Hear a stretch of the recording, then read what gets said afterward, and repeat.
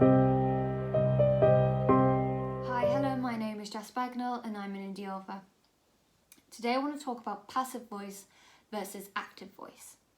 So this is something that you need to learn, especially if you want to be an author. You touch on it in school and you use it every day of your life. You just don't realise it. And it took me a very long time to get to grasps of something that is quite simple. And for some reason, this hurt my dyslexia. There are many things in the writing industry that I struggle with, and I've touched on that in other videos. Check out my dyslexia versus writing video. Passive voice versus active voice is a very bloody hard thing to come to grasp with for me, for myself. There's so much that goes on in a sentence, and for me it's just too much for me to see, if you know what I mean. So active voice is the doer of the action, then the action, then the receiver of the action. For example, it emphasizes the doer of the action. So zombies chased him. Zombies are the doer of the action. The action is that they're chasing him, and the receiver is him, the man. It is the performing subject versus the verb versus the affected subject.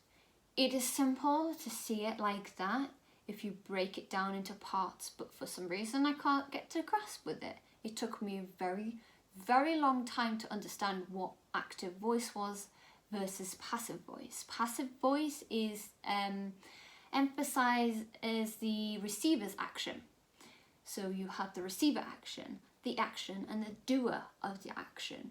The man, the receiver of the action, was chased, the action, by zombies, the doer of action.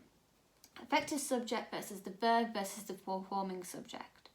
If you're still not sure, and I got told this by a teacher who had a look over my first ever writing piece when I started this 2 years ago.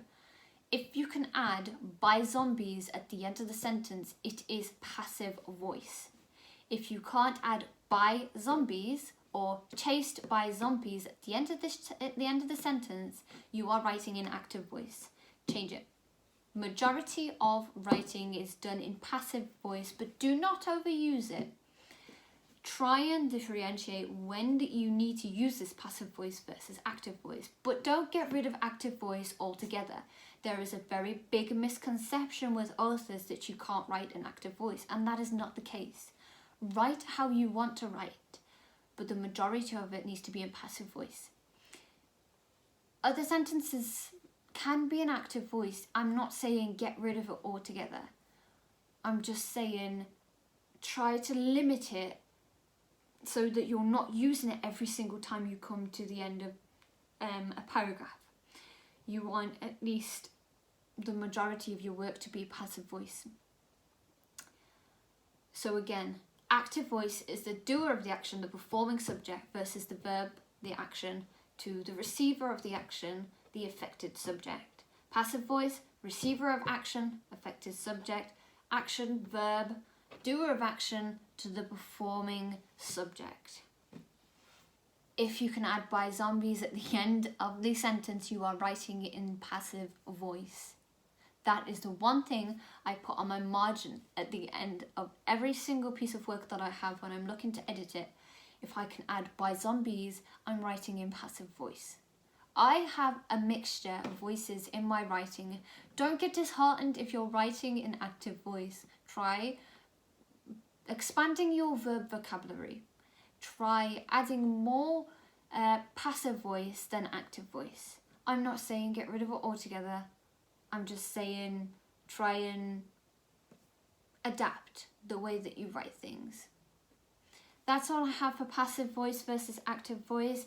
If you know anything else, I am more than willing to learn more about this.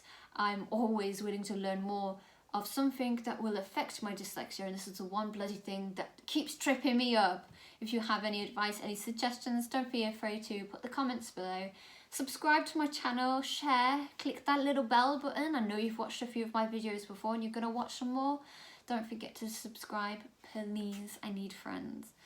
I'll put my links below for my books. Check them out on Amazon. I'm available on Facebook, Instagram, Twitter, and my Wix site. I also do Reddit videos, so check those out.